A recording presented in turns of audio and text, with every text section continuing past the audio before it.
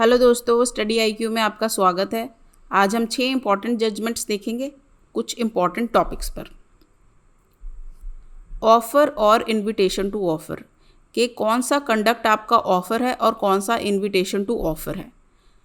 तो जैसे जो शॉप्स होती हैं जिनमें शेल्फ्स पर सामान रखा है वो होता है इनवाइट कर रही हैं। जैसे हम कैटलॉग आ जाता है ना आपके घरों में कि भाई ये चीनी का दाम 50 रुपये, चावल का दाम 100 रुपये, तो वो इनविटेशन टू ऑफ़र है। आप उस दुकान में सामान को उठा के जब उस कैशियर या ओनर के पास जाते हैं तो वो सामान खरीदने के लिए आप ऑफ़र करते हैं। तो उसी से रिलेटेड एक केस है, pharmaceutical society of great Britain versus boots cash chemist limited. It was held that mere fact that a customer picks up a bottle of medicine from the shelves does not amount to an acceptance of an offer to sell. कि दुकान में जाकर अगर किसी customer ने shelf के ऊपर से कोई सामान उठा लिया तो इसका मतलब ये नहीं है कि अब वो सामान उसका हो गया, उसने उस सामान को एक्सेप्टेंस दे दी, बल्कि वो ऑफ़र है उस कस्टमर के द्वारा कि मैं ये सामान ख़रीदना चाहता हूँ, अगर कैशियर अलाउ करेगा, ओनर अलाउ करेगा तो ये जो कॉन्ट्रैक्ट है हमारा कंक्लूड हो जाएगा। अगर ऐसा होने लगे कि शेल्फ़ के ऊपर से आपने सामान उठाया और अपने बैग में डाल लिया और वो कॉन्ट्रैक्ट हो गया तो बहुत लोग पे ही नहीं करेंगे। वो क्या कहेंगे, ठीक है हमने एक्सेप्ट कर लिया, हम सामान घर लेके जा रहे हैं, अब पैसे के लिए आप हमें सू कर सकते हो। इसीलिए ये कहते हैं कि जो कस्टमर है वो वहाँ जाकर उस सामान को उठाकर ऑफ़र करेगा, offer to buy that product. A statement of price is not an offer. अगर कभी भी कोई प्राइस की हम किसी भी चीज़ की हम प्राइस बता रहे हैं तो वो ऑफ़र नहीं है। नहीं तो मान लो मेरे घर कोई आया और उसने पूछा ये टेबल कितने का है, मैंने जनरली बता दिया 500 रुपये का है। वो कहे हाँ मुझे प्राइस बहुत पसंद आई, अब मैं तो आपके टेबल को ख़रीदना चाहता हूँ। तो यही है कि एक स्टेटमेंट अगर हम प्राइस की बता रहे हैं तो वो ऑफ़र नहीं है। जैसे इस पे जजमेंट है Harvey versus facie. 3 telegrams exchange हुए हार्वे और फेसी के बीच में। हार्वे ने फेसी को बोला कि भाई will you sell us your Bumper Hall Pen, आप लोएस्ट कैश प्राइस जो है वो हमें बता दें।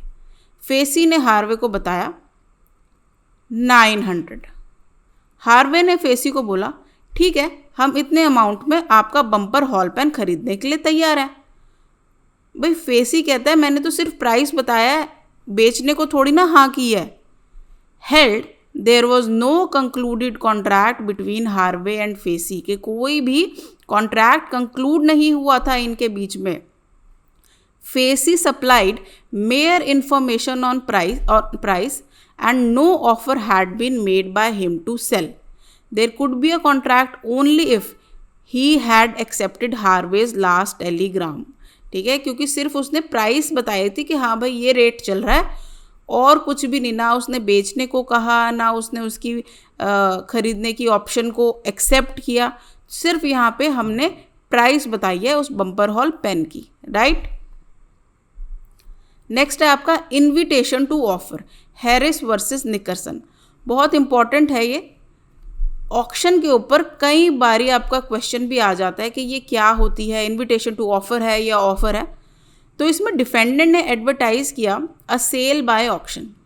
जो प्लेंटिफ था उस बेचारे ने उस ऑक्शन के लिए काफ़ी दूर गया वो, और वहाँ जाकर उसे पता चला कि ऑक्शन तो असल में कैंसिल हो गई है। उसने सोचा यार मैं इतनी दूर से आया और ऑक्शन भी नहीं हो रही, तो उसने डिफेंडेंट के अगेंस्ट केस किया कि जो मेरा आने जाने का खर्चा लगा है अब वो आप दो। ये तो मतलब नई बात होगी कि ऑक्शन कर रहे हैं, वहाँ पे जो भी लोग आएंगे फिर वो तो कहेंगे खर्चा दो।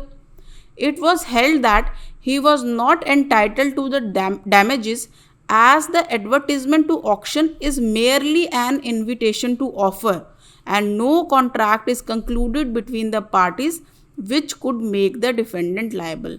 कि ये तो सिर्फ आपका इन्विटेशन टू ऑफर ही था और कोई भी कॉन्ट्रैक्ट प्लेंटिफ और डिफेंडेंट के बीच में हुआ ही नहीं था। अगर होता तभी तो डिफेंडेंट उसका ट्रैवल के एक्सपेंस देने के लिए लाइबल होता। जब कोई कॉन्ट्रैक्ट ही नहीं है तो लाइबिलिटी की बात ही नहीं आती। तो जो ऑक्शन होता है वो आपका इनविटेशन टू ऑफर होता है। नेक्स्ट है आपका if a counter offer is made. Counter offer हमने पढ़ा है जब ऑफ़र के ऊपर ऑफ़र होता है ना, कि हम जब बार्गेनिंग वाली मार्केट में जाते हैं तो वो बोलता है 500 रुपये, हम बोलते हैं 400 रुपये, वो बोलता है 450 रुपये। तो जो ऑफ़र के ऊपर ऑफ़र आएगा तो उसे हम काउंटर ऑफ़र बोलते हैं। Where an offer is accepted with some alterations of its term, ठीक है, मतलब ऑल्ट्रेशन तो करी ना, उसने 500 बोला, आपने 400 बोला, तो उसे हम काउंटर ऑफ़र कहते हैं। हाइड वर्सेस रेंज का केस है।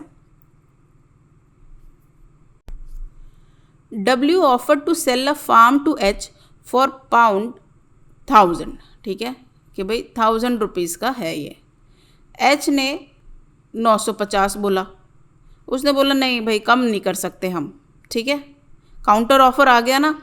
फिर H बोलता अच्छा चलो ठीक है, 1000 रुपये का ही ले लूँगा मैं, 1000 पाउंड का ही। Held that there was no contract as H by offering 950 had rejected the original offer। इससे आपको क्या मतलब समझ आया कि अगर आप काउंटर ऑफर कर देते हो तो एक नया ऑफर आ गया है, अब डिपेंड करता है दूसरे वाला एक्सेप्ट करेगा या नहीं। इस केस में उसने एक्सेप्ट नहीं किया 950 के ऑफर को, तो अब आपकी बात वहीं ख़त्म हो गई। ये जो था H offer to purchase it for 1000 pound, ये नया ऑफर आ गया, अब उसको वो एक्सेप्ट करे या नहीं वो W के ऊपर डिपेंड करता है। तो इसका मतलब कोई भी कॉन्ट्रैक्ट नहीं बना था H और W के बीच में।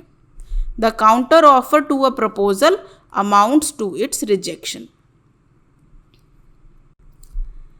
नेक्स्ट है आपका an act which constitutes consideration.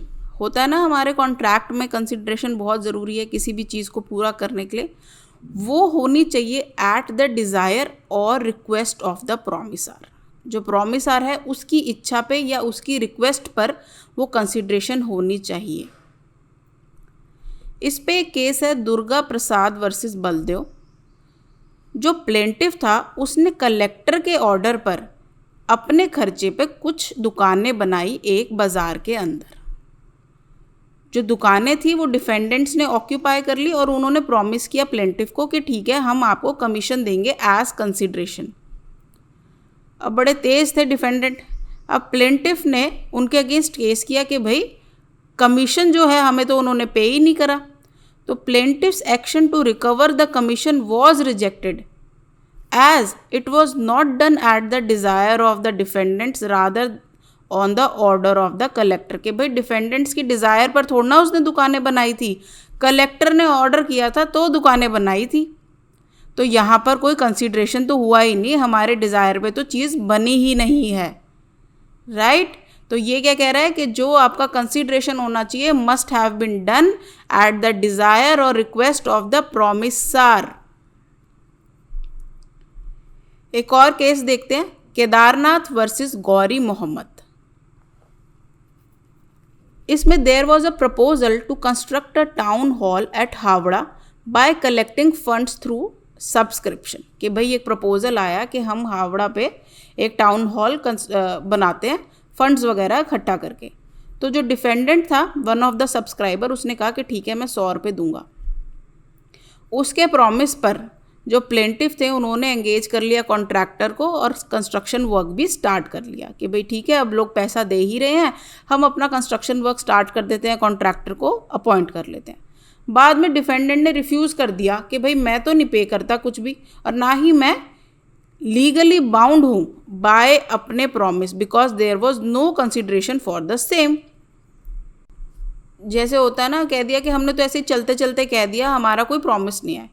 लेकिन it was held that engaging a contractor और स्टार्टिंग कंस्ट्रक्शन इस प्रॉमिस के ऊपर बेस बनाते हुए वो एक सफिशिएंट कंसिडरेशन था उस प्रॉमिस को एनफोर्स करने के लिए। और अगर एक बारी प्रॉमिसी ने काम शुरू कर दिया, अपनी परफॉर्मेंस में वो आ गया है, तो वो रिवोक नहीं किया जा सकता, राइट। तो गाइज़ ये कुछ इम्पॉर्टेंट जजमेंट्स थे, इनके ऊपर आपके MCQs आ जाते हैं और अगर आप मेंस के क्वेश्चन अटेम्प्ट कर रहे हो उधर भी आप ये इम्पॉर्टेंट जजमेंट्स पे लिख सकते हैं। Thank you guys, thank you so much.